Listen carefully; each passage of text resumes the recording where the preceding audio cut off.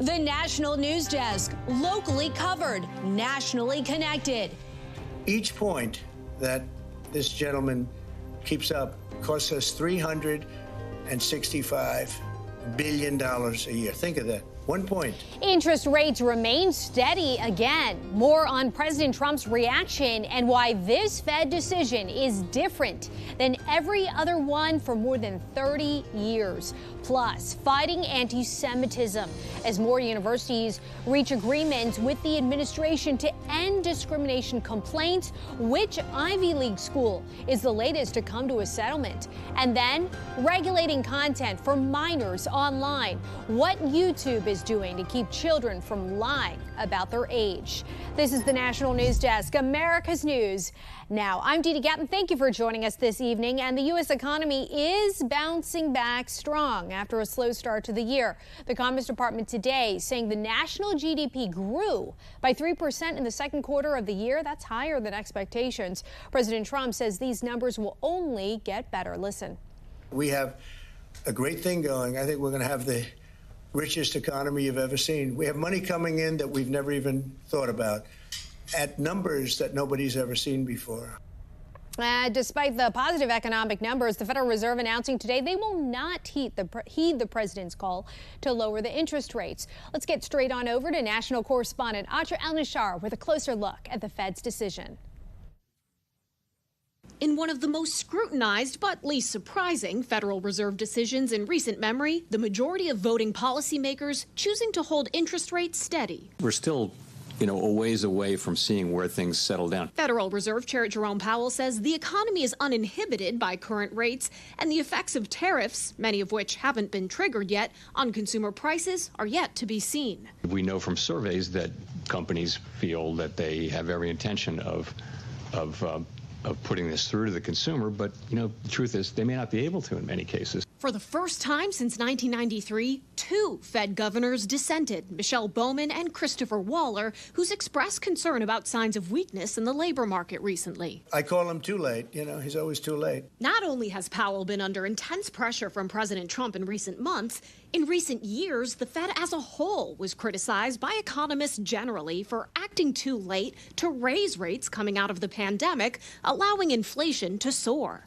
Hours before the Fed's announcement was the release of a far better than expected GDP reading showing the U.S. economy in the second quarter grew at an annual rate of 3%. Conventional economic logic would put this in the column of reasons to not cut interest rates yet. The president reacting to the GDP data posting, way better than expected, too late, must now lower the rate. Starting this Friday, universal tariff rates will multiply. A week later, President Trump is expected to begin punishing nations that buy Russian oil, like India and China, with additional 100% tariffs. Fresh off trade talks with the Chinese in Stockholm, Treasury Secretary Scott Bessent had this to say. The Chinese take their sovereignty very seriously. We don't want to impede on their sovereignty, so they'd like to pay 100% tariff.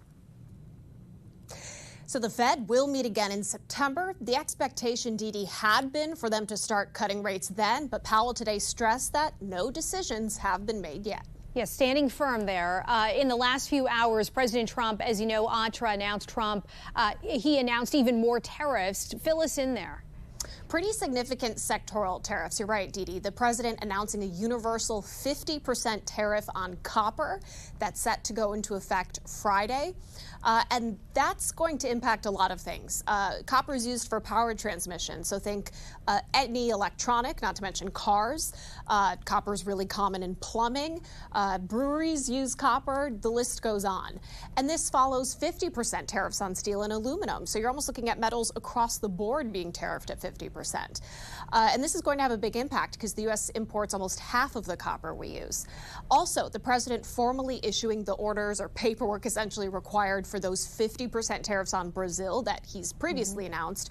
Those are not stemming from a trade gripe, but because Trump has issues with Brazil's current government. One of the reasons is the prosecution of former President Bolsonaro for allegedly staging a coup 3 years ago. Yep, and then you got Friday deadline, which you mentioned, so we'll wait to see how other countries respond. Live from Washington, D.C., Atra El-Nashar, thank you. You bet. The threat of damage from a major tsunami to the U.S. coastline is now over. The DH secretary made the comments during a visit to Chile. The last tsunami warning in effect for the U.S. coast in California downgraded to an advisory, but officials are urging caution through tomorrow due to persistent waves. The earthquake off Russia's coast is one of the largest ever recorded. A Virginia council member, Lee Vogler, out of Danville City, is hospitalized after being set on fire outside of his day job office late this morning. We do not know his status. The Danville Police Department says a man entered the building, doused him with 5 gallons of flammable liquid, and then chased him outside before igniting the flames. The suspect has been arrested. Police do not believe this is politically motivated. Still, Vogler's employer says this behavior is unacceptable. This type of senseless act of violence has to stop. You do not have the right as a human being to get upset with someone enough to lash out and attempt to harm them in any way, much less this way. 3 people are in custody in connection with the brawl in Cincinnati on Saturday after one of them turned himself in overnight. Montana's Meriwether, Jermaine Matthews, and Akira Vernon appeared in court today to face assault and rioting charges. Police say they're looking for at least 2 more suspects. They add that the victim, who was knocked out, flew back to her home in Russia on Sunday. The 2 girls and adult missing after a massive explosion at a biofuels plant in Nebraska. They are confirmed dead. Officials in Fremont, Nebraska, a small town northwest of Omaha, say the 2 children were waiting for an employee at the plant to get off work so they could go to a doctor's appointment. The mayor did not identify or confirm the victims' ages, though he says both children were under the age of 12. Crews are still battling smoke and flames smoldering in the wreckage. Texas Republicans unveil a new gerrymandered congressional district map. According to the Cook Political Report, it would give the GOP a 30 Republican to 8 Democrat House seat advantage, up from today's 25 to 13 makeup. It could be a handful of Democratic members in a tough spot in the midterms, but also, coincidentally, place Republicans in more competitive seats, giving Democrats a chance in areas that were once solid red. The Army helicopter that collided with an American Airlines plane outside Reagan National Airport in January was flying too high. That's according to findings shared today in a hearing. Investigators say the Black Hawk chopper was flying up to 100 feet higher than it should have been, and its altitude readings were wrong. Testing on 3 similar helicopters found similar errors in the altimeters. It's still too early to identify what really caused the crash. We are working diligently to make sure we know what occurred, how it occurred, and to prevent it from ever happening again. The final NTSB report on the crash won't be released until next year. Maryland Governor Wes Moore tours the demolition work zone for Baltimore's Francis Scott Key Bridge. Moore says they were able to get a categorical exclusion to speed up the rebuilding. Senator Chris Van Hollen was also on the tour and responding to funding concerns. This is a team that has now gotten the permitting done in a matter of months. That's been able to, really keep us on track to deliver something that's going to be powerful and a true project that the people of the state can be proud of. We increased the federal emergency relief fund to $8 billion. So those funds are set in stone. Demolition on the remaining pieces began this month, and that's expected to take several months. A new bridge is expected by 2028. Last March, the bridge collapsed after a cargo ship hit it, killing 6 people. Brown University says it has reached an agreement with the Trump administration to restore access to federal funding and end discrimination investigations. The school will pay $50 million to workforce development organizations over 10 years, use the government's definitions of male and female, and not consider race in admissions, among other concessions. Harvard is also considering settling with the administration, according to the New York Times. The National News Desk, Jeff Harris, has more.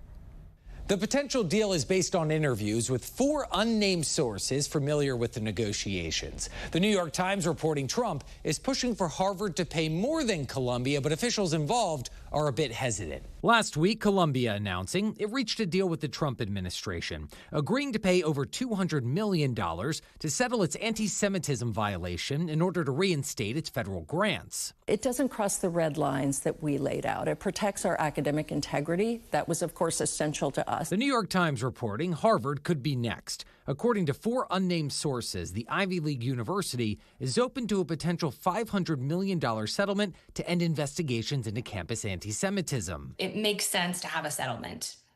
It avoids a lot of potential conflicts in the future. The Trump administration has gone after Harvard since April, cutting billions in funding while also demanding an overhaul of its leadership structure, admissions, and hiring. The university rejecting those demands, filing 2 federal lawsuits. We are defending what I believe is one of the most important linchpins of the American economy and way of life.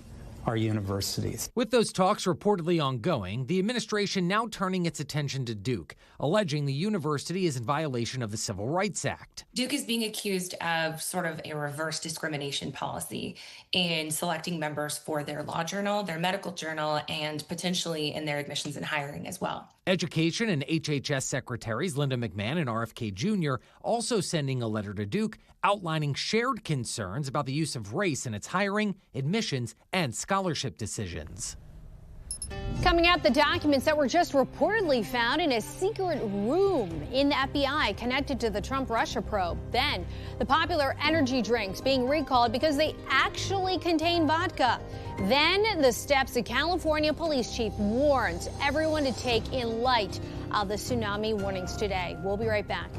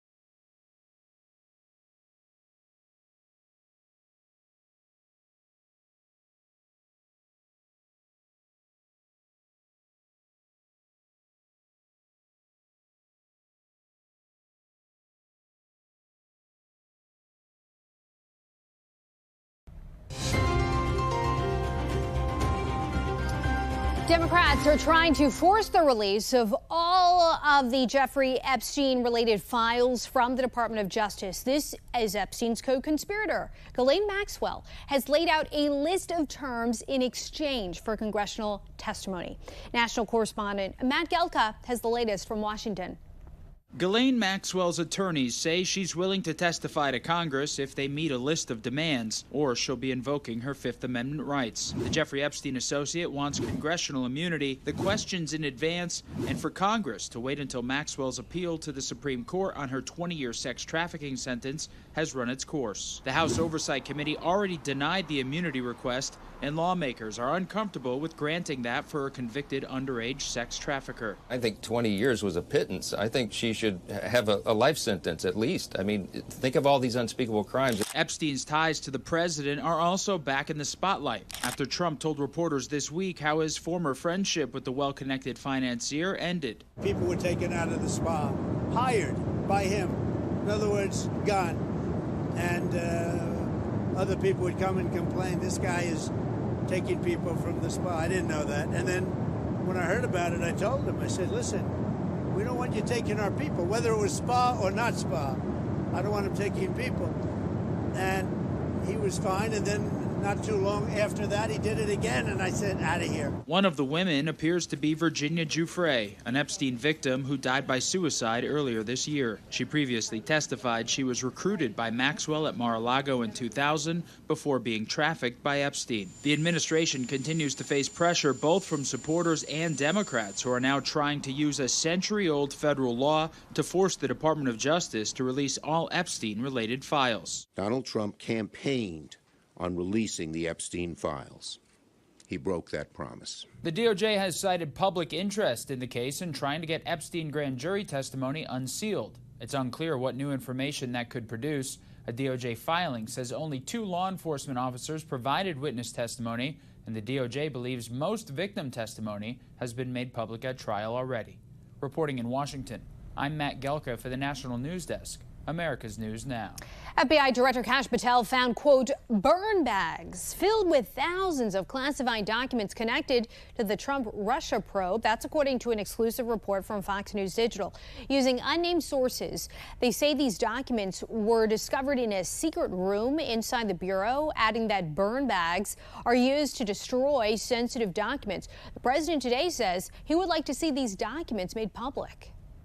The whole thing is a scam. It's a scam set up by the Democrats, and they love talking about it. But I would like to see people exposed that might be bad, and we'll see how that all works out. Kamala Harris is not running for California governor next year. The former vice president and 2024 Democratic presidential candidate says for now, her leadership and public service is not in elected office. It extends the guessing game about Harris's political future after a bruising defeat last year. She isn't ruling out a third attempt at the White House. YouTube is rolling out a new artificial intelligence feature to identify users under the age of 18 in an effort to reduce harmful content online. Now, this tool will assess a user's age based on what videos they're watching and how long they've had their account, no matter what birthday they listed. If AI concludes someone is under 18 years old, it will regulate their content. If the AI tool, on the other hand, is wrong, the user can upload identification to remedy the error. Meantime, in Australia, minors 15 and under will soon no longer be allowed to have their own YouTube channels. In December, new legislation is barring children to have accounts on social media sites like Facebook, Instagram, Snapchat, TikTok, X, and now YouTube as well. In an effort to battle bullying and other harmful problems, these sites will face hefty fines in the millions of dollars if children create an account. YouTube Kids is not included in the ban because children can't upload their own material. Tarantula sightings, they are about to surge in the Southwest over the next few months. Do not enjoy looking at this video here, as many of you probably can relate. The spiders are getting ready to breed. Tens of thousands of male tarantulas will risk their lives in search of females, traveling up to 20 miles from the burrows. Oftentimes, after breeding, the male dies and the female eats him. Dozens of tarantulas, or species of them, can be found in the U.S. More than 1,000 pounds of frozen beef is being recalled because it could contain metal particles inside. The fully cooked, ready-to-eat frozen burger patties were produced by Ada Company in Michigan. That ground beef was produced, take a good look right here, between May 28th and May 30th. This is the label you should be looking for. It says Ada Valley fully cooked ground beef with lot code 35157. That beef was reportedly issued to distributors in Michigan, California, Delaware, Illinois, and Pennsylvania. No injuries have been reported because of the recall. If you've bought Celsius energy drinks recently, you might want to make sure it doesn't contain alcohol. Now, this canned cocktail maker, High Noon, is warning customers some of its vodka seltzers were mistakenly labeled as Celsius drinks. It's recalling some of its beach variety packs. They were shipped to Florida, New York, Ohio, South Carolina, Virginia, and Wisconsin from July 21st to the 23rd. The Trump administration is launching a new system to improve medical records sharing. President Trump says many of the biggest names in healthcare technology have agreed to use industry-wide standards for electronic medical records. He says this will make it easy for patients to transfer medical records from one doctor to another. It'll also mean patients won't have to fill out as many redundant forms. Years after the pandemic restrictions have been lifted, we are learning more about the drastic impact COVID had on our lives. And it goes beyond just for people who got sick. The National News Desk's Angela Brown is looking into a new study on what the pandemic era did to our brains.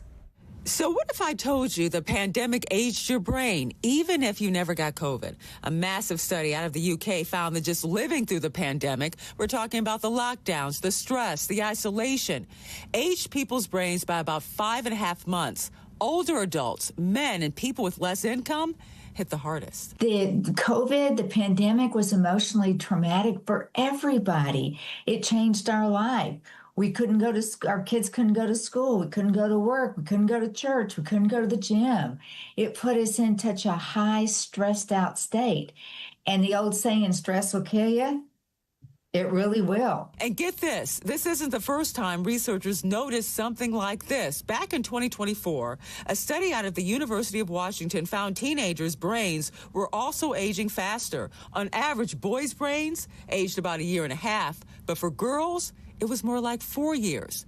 Dr. Lee Richardson says now is the time to act. The body needs to move. The brain needs to move. Exercise, meditation, all the things that we know or we hear that are healthy for the brain will help us reconnect those neurons and dendrites. And it wasn't just stress. This new study revealed people who actually got infected with the virus showed real changes in how their brains functioned, things like slower thinking and trouble switching between tasks.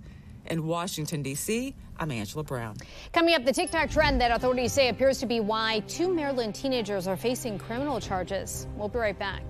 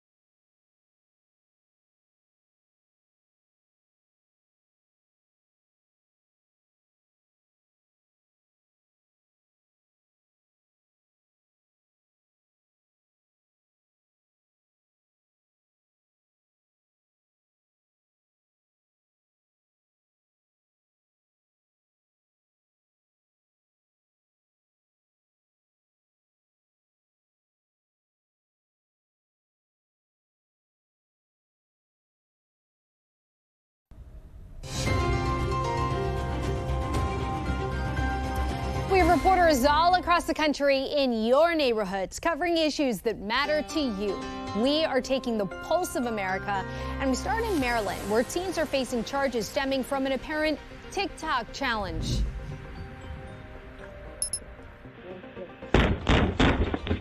In Pasadena, the quiet of the night disturbed at 2 homes simultaneously. We just wake up to boom, boom, boom, nonstop. Her front door kicked in. Based on where investigators are, it looks like it aligns with a national TikTok challenge called the Door Kick Challenge, where individuals are simply running up and kicking in doors. Anne Arundel County Police responded, brought in canines, which tracked the suspects to Old Crown Drive, a few blocks away. Officers captured 2 boys, 13 and 14 years old. They now face several charges, including attempted burglary and malicious destruction of property.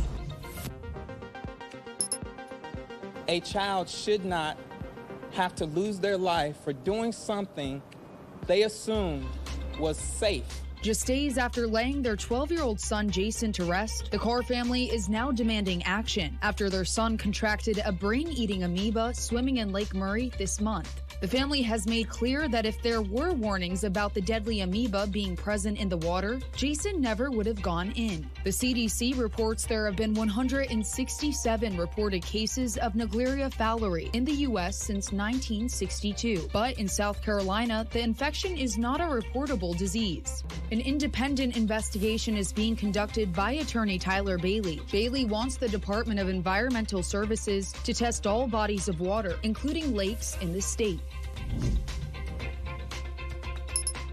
Crescent City's chief of police, Richard Griffin, says they quadrupled their staff amid the tsunami warning, as all officers are on high alert waiting for the waves to grow. Above all, he tells the community if it does come time to evacuate, it needs to be orderly, telling people to have go bags ready, know your evacuation zones, as well as be cautious of blocked off roads. Griffin tells people that even if they want to see the tsunami, stay away. Don't go down there. You know, the harbor has a webcam. You can watch it on there. People are going to be reporting later on the news, something like that, but it's not worth your life. Coming up next year, how a newly launched NASA satellite will help us better prepare for natural disasters. We'll be back in 90 seconds.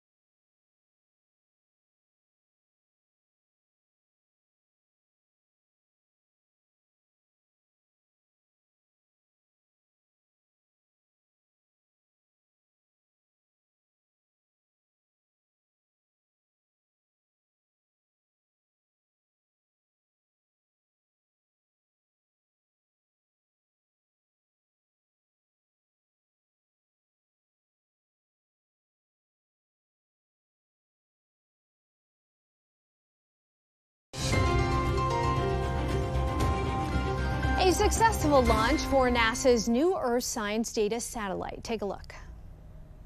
3, 2, 1, 0.